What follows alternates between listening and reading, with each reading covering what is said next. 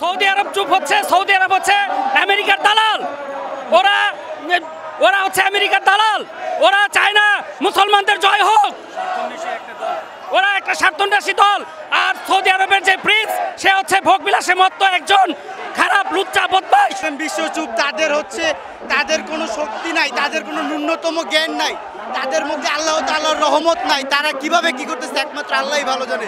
তাদের মধ্যে কোনো শক্তি নেই যে তারা আগে আসবে ফিলিস্তিনের পক্ষে। আল্লাহ তাদেরকে রহম করুক, আল্লাহ তাদেরকে শক্তি দান করুক, এই কামনা করছি আমরা। ইনশাআল্লাহ ইনশাআল্লাহ ফিলিস্তিন জিন্দাবাদ।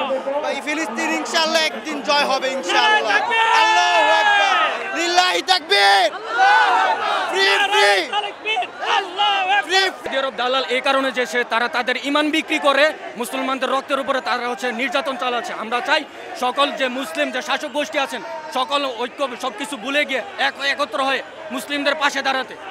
would like to draw the attention of international Muslim people. We all should try to avoid the Israeli product as much as we can. In order to destroy Israel, there is no other way other than destroying them from financially, technologically, from all other aspects.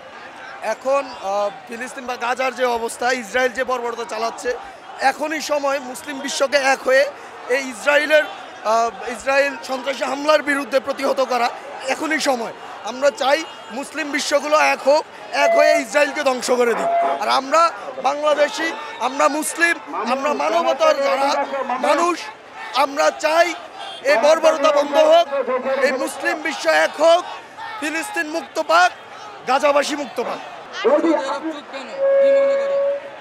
আমি মনে করি আমার সন্তান যদি আজকে এরকমভাবে মারা যেত, আমি হয়তো সারা বাংলাদেশকে ডাক দিতাম।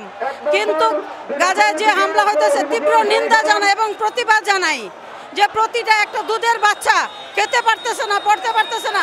আমরা সারা মুসলমানকে আহ্বান জানাই যে সমস্ত মুসলিমবাসী এক হয়ে এটা প্রতিবাদ জানানো উচিত।